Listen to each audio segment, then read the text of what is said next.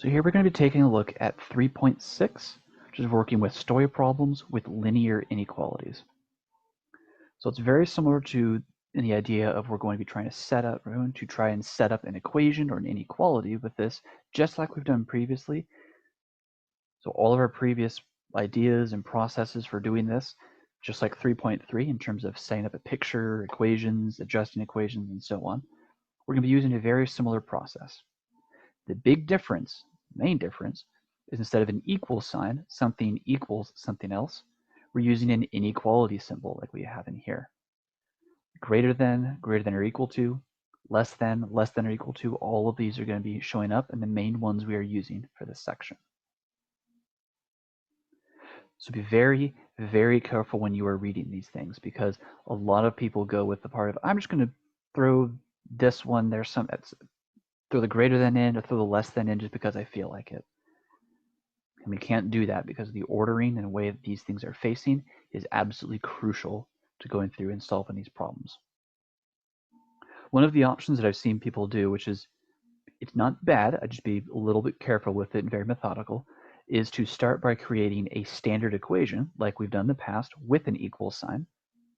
And then once we have that standard equation, then rewrite that equal sign into an inequality. And I think that's fairly helpful for a lot of people when we're going through this. But again, what that requires you to do, very, very, very careful reading the problem. Because the way that you organize this can make or break the entire problem. So we're going to go through a couple examples with this, and we'll see using this optional method and then using just the standard method, as it were, to go through it. Again, I'm indifferent as to which one of these methods as we go through them you would like to use on the homework or on the test. You should ultimately get to having an inequality in the equation that you create, but it's kind of your call on the process of how you get there. So let's work with our first example here. So Tom is loading a pallet with boxes that each weigh 45 pounds. The pallet can safely support no more than 300 pounds. How many boxes can Tom safely load onto the pallet? So we're going to jump on over to our, blackboard and figure out how to set this thing up.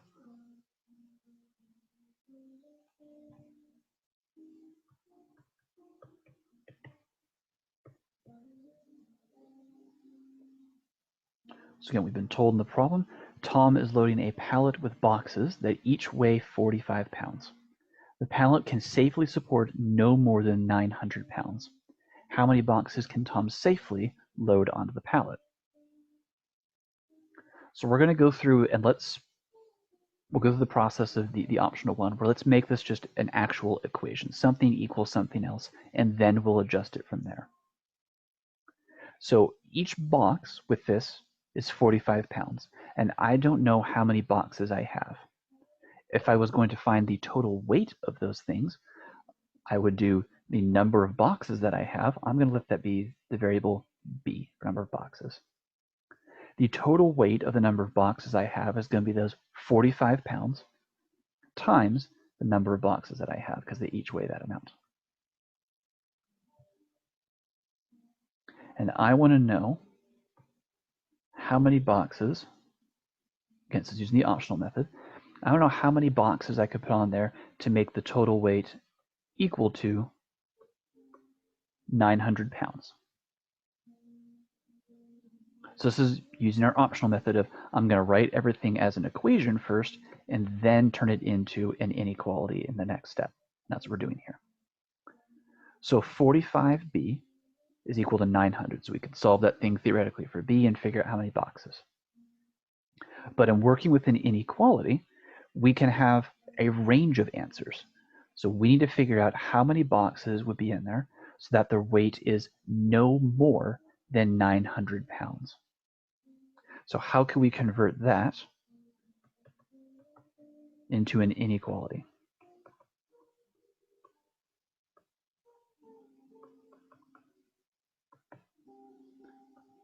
And this is where we're going to need, again, we're going to be using greater than, less than, greater than or equal to, less than or equal to. So We can write in the exact same variables, the exact same numbers that we have, but now we need to determine if we're going to be using greater than, less than, greater than or equal to, less than or equal to. So again, rereading the problem, the pallet can safely support no more than 900 pounds. So that would imply to us that however many, the weight of the boxes that we have over here on the left-hand side cannot be greater than 900. So I know at the very least 45B is less than 900. Now let's read the wording again because we need to know, we need to determine if this is going to be less than 900 or less than or equal to 900. So again, rereading that part of the problem, the pallet can safely support no more than 900 pounds. So that would imply, in how we're reading through this, that would imply and tell us that this thing can add up to and be equivalent to 900 pounds, but it cannot exceed that in any way, shape, or form. So the inequality I'm going to use is a less than or equal to. So I want the weight of the number of boxes that we have on the left-hand side to be less than or equal to 900 pounds, because that's the full capacity that it can carry. So now that we have our inequalities set up for ourselves, now we can go ahead and write this thing out and solve it. So dividing both sides by 45, remember that when we are working with inequalities, we treat them just like equal signs. The only time we treat them differently is when we multiply or divide by a negative number. And here we are dividing, but we're not by a negative.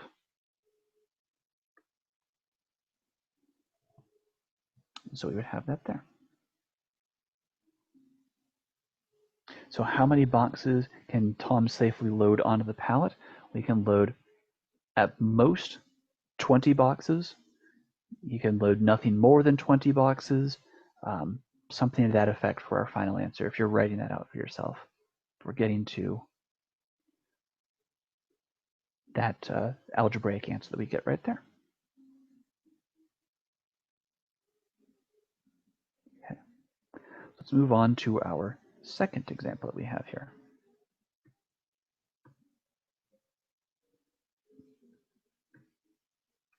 So we'll jump us over to our second example. Okay. So example 2. Tara's phone plan costs her $28.80 a month plus 20 cents per text message. How many text messages can she use and keep her monthly bill no more than $50? Okay. So our first example, we use this optional method of creating a standard equation and then rewriting it into an inequality. You are welcome to use that here with our second, third, and fourth examples, but I'm going to start with our second example and go through this without using this optional method. Just so you guys can see it using kind of our standard way of going through those. So jumping back over to the blackboard, we're going to start writing some things down for our problem. Again, rereading it from here. Tara's phone plan costs her $28.80 a month plus 20 cents per text message. How many text messages can she use and keep her monthly bill to be no more than $50? So let's figure out first and foremost, okay, I want it to be no more than $50. Great. So I want it 50 on one side. So I want her plan to be either greater than, less than, greater than or equal to, less than or equal to 50. And again, the phrasing on this, to keep her monthly bill no more than $50. So we want her phone bill to be less than that,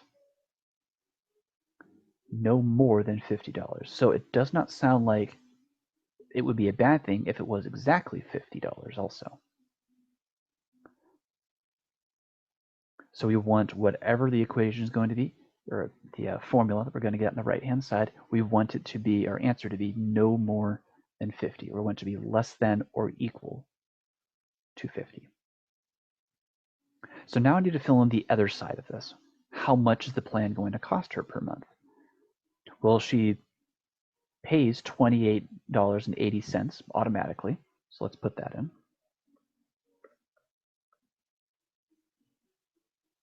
And then we know plus 20 cents per text message.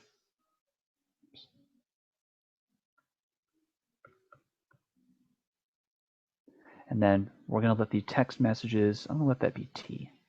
Better T. There we go.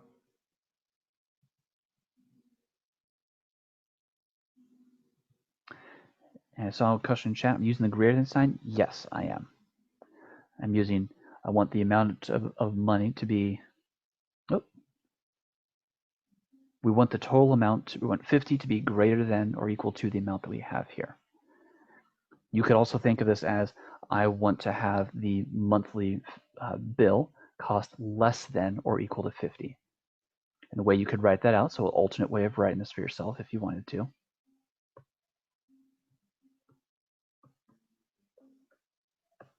Because this is the kind of nice but frustrating part about inequalities. You can write them two ways and they mean the exact same thing. So I want this monthly cost to be less than or equal to 50. Again, the reverse of that would be, I want $50 to be greater than or equal to the monthly cost. So two ways of writing it, both mean the same thing, but the ordering of the inequality absolutely matters in both of those scenarios. So either way is perfectly acceptable with how you want to write those out. And now from here, we're just going through and solving this thing just like we've done previously. We've taken the story problem, we've made it into an algebraic statement, and now it's a mechanical problem. We solve it from here. Nothing special now.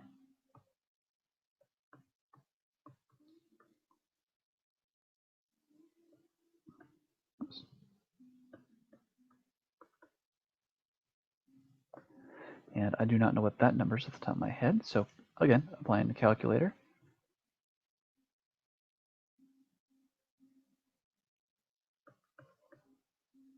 So we're getting 21.2 from that. And again, I'm dividing both sides by 0.20.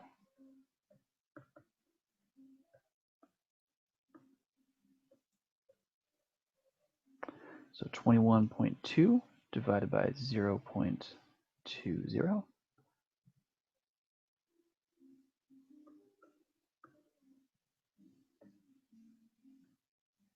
We get our answer here. So when we're asked how many text messages can she use and keep her monthly bill to be no more than $50? So Tara can make that happen if she sends less than or equal to 106 text messages per month. So that's her limit, essentially. It's the highest number that she could send and keep her phone bill under that, or on that pricing.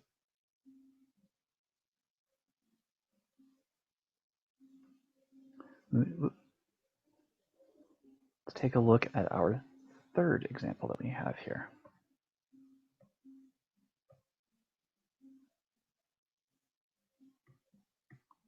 And again, a lot of this is very similar with how we are sent at the numbers themselves. The only difference now is the inequality that's showing up with them. Okay, so looking at number 3, Jennifer has a pet sitting business. She charges $32 per hour. Her monthly expenses are $2,272. How many hours must she work in order to earn a profit of at least $800 per month? Okay. So we have some information about the money that she has coming in per hour. And then we have some information about her monthly expenses. And then we want to know, essentially, again, how much does she need to work to earn a profit? So jumping back over to our Blackboard, let's work with the revenue, how much money she has coming in. So she charges $32 per hour. So I'm going to say the amount of money that she has coming in, she's making $32 per hour that she's working. We use H to represent our hours here. So that's the income that she's getting, but she also has the monthly expenses of $2,272. So she's already going to be starting that amount kind of in the hole, essentially. So whatever her profits are, she's going to be taking away $2,272 from that because of the monthly expenses that she has. So this would be the equation, or part of the expression, I should say, that tells us how much money is she making based on the amount of hours that she's working. Now we are being asked, how many hours must she work in order to earn a profit of at least $800 per month? So this is where we're going to be determining our inequality. So I want her income, do I want it to be greater than or equal to, less than, or less than or equal to $800? And as we're looking at this, we're going to read it again. How many hours must she work in order to earn a profit of at least $800? So we want her to earn $800 or more. So we want her revenue, or the profit, to be greater than 800, and we're okay with it being equal to, because that would imply by the at least 800 per month. So if she meets that goal of 800, great. If she's above that, even better. But this is our general equation that we are setting up for, I guess, our general inequality that we're setting up for ourselves.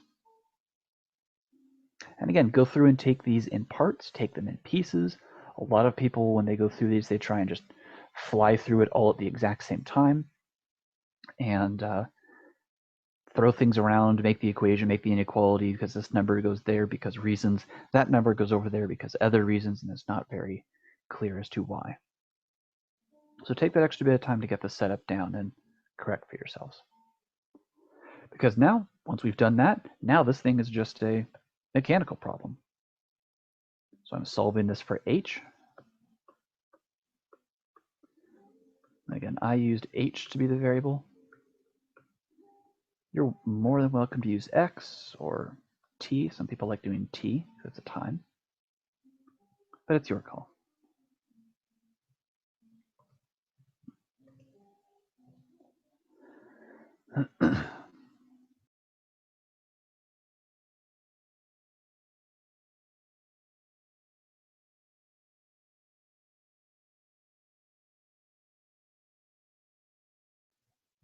Okay.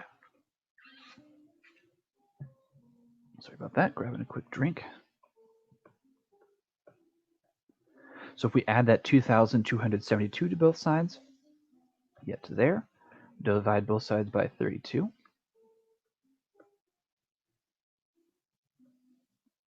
And we find that the hours that she needs to work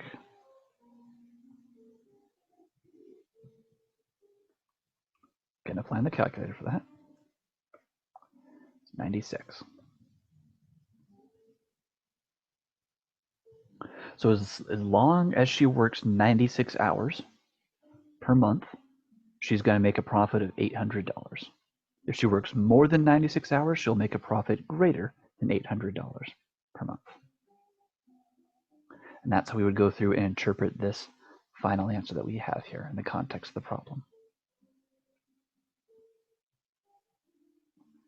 Now let's move on and we'll take a look at our last example that we have here.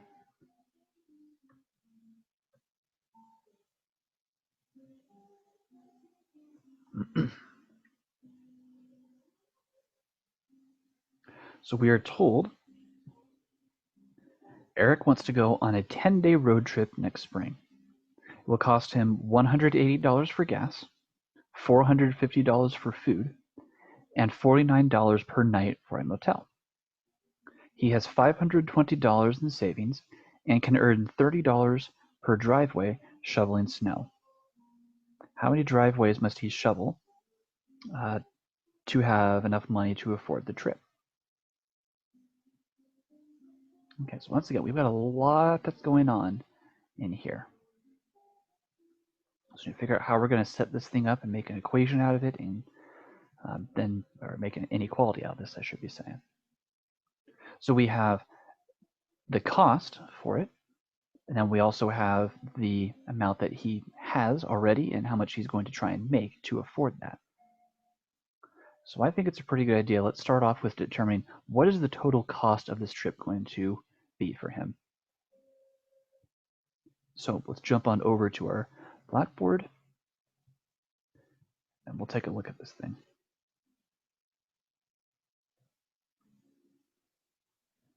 So let's break this down by costs first, because we have kind of two different parts written in here and some extra bits of work that we need to do. So let's find the costs first. So he's going to have 180 for gas. He also is going to be paying 450 for food, and then $49 per night for a motel. Now, we have been told in the problem at the very beginning, Eric wants to go on a 10-day road trip next spring.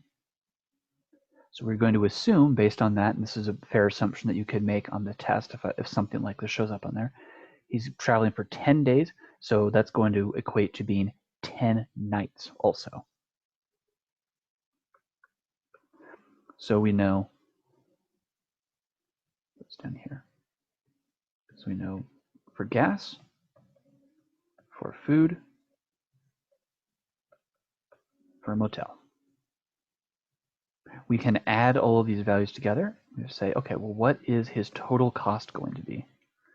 And again, we apply the calculator for that. That's what I'm doing off screen.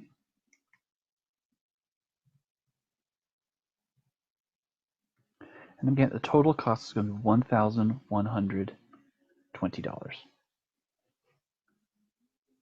Okay, so great. We know how much in total this entire trip would cost him. We still need to make an inequality, though. We still need to figure out how many driveways he needs to shovel. So we're told he has $520 in savings, and he can earn $30 per driveway shoveling snow. How many driveways must he shovel to have enough money to afford the trip? So let's take a look at, and let's start making an equation now, or an inequality. How much money would he have coming in, or how much money does he have, or will he have to be able to afford this? Well, we know he already has $520 saved up, so he has $520. And he is adding to that amount that he has because he's going to be shoveling snow for the driveways. So he's going to be gaining an additional $30 per driveway that he does the shoveling for. So how many driveways is that going to be? Well, we don't know. That's what we're going to be solving for. So I'm going to let that unknown for driveways, I'm going to let that just be D here. And we want to find out, okay, so how many does he need to shovel so that way the amount of money he has is going to be able to allow him to afford the trip. So I want to know how many driveways he needs to shovel so that way it is greater than or equal to the costs. I think that, yeah, it's 1,120. So we have how much money he has on the left-hand side, or he could have, shall we say, and then how much he needs it to, and on the opposite side, the total cost for going through and actually having this trip happen so we could afford it. So now that we have our general inequality set up for ourselves, which is fantastic, now we can go through and solve this thing. It's now a mechanical problem, nothing particularly special about what we're doing here. Just everything that we have done previously to solve this.